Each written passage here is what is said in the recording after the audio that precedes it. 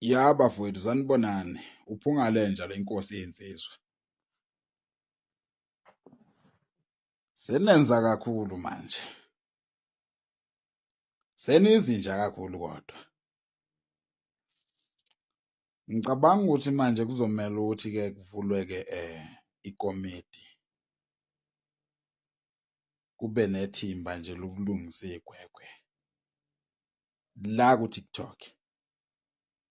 Impela elisemthethweni ngoba ke manje isimningi imonakalo. Ngicabanga ukuthi kuzomela ukuthi kube nabantu ababekwayo abazolawula uTikTok wendlu emnyama. Abagunyazwayo futhi abaphiwa amandla okugweba umuntu. Kuvulwe icala umuntu aboshwe mangabe esethuka umuntu ngezinhlamba impela nje okungadlalwa ngazo. Ngoba bafowethu uTikTok manje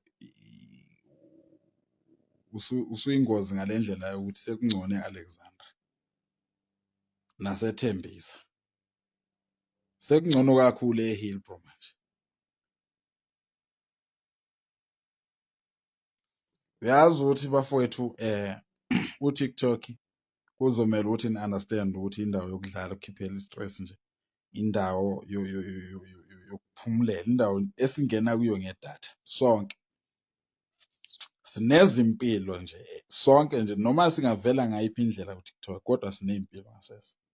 Ilokho kumele ukucabange before. Musani ukuthuka abantu nize nidlulele ebafazini babo nasemisebenzini yabo. Leyo nto ibeka iy'mpilo zenu engozini. Bafowethu hayi. Yini ningafundi kanti? Kumnandi yini kanti ukufela into engekho?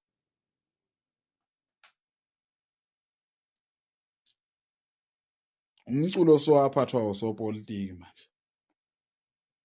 Le nto yenzeka kwipolitiki, hhayi emculweni. Umculo bafowethu kuzomele ni-understand ukuthi into yokwelapha umphefumulo, into yokuhambisa ama-message. Umuntu oculayo, umuntu okwazi ukuxhumana nawo wonke amadlozi nazo zonke izidalwa ezikhona kwi-universe nakuwo wonke ama-planets akhona anempilo. Umuntu owumculi, umuntu oculayo eqinisweni akafuneki ezimpini. Nina senincola manje nize nilwe nibulalane nikhiphane imiphefumulo. Niyimsuni yezinja. Seniyimsuni yezinja ngempela manje.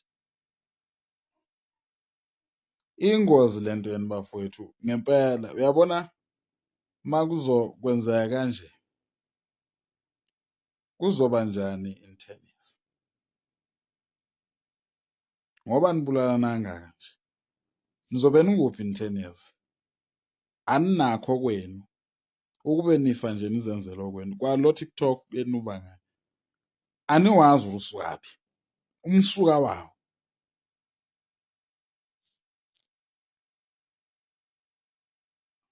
Manisuka nizothuka abantu nithi abantu bokuhamba baniphuca imisebenzi. Akekho noyedwa umuntu okuhamba engingambona mina ekhuluma indaba ku-TikTok. Nizosebenza ngoba isikhathi. Nizosebenza sikhathi sini nisabulalana ko-TikTok. Cha nizinja ngempela. Nizosebenza nini nisabanga u-TikTok?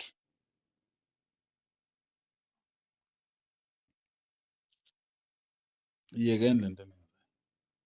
Nibhorekile. Umuntu methola imali cabanga idatha.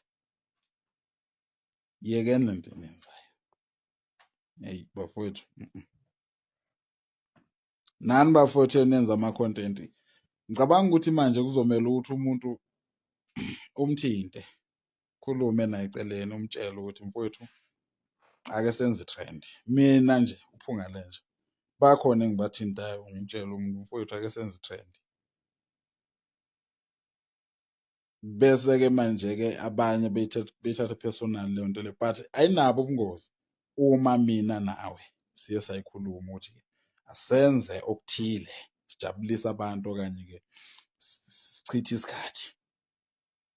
Nina senibulalana senimijaza yangempela ke manje. Nezihlama nemisunu.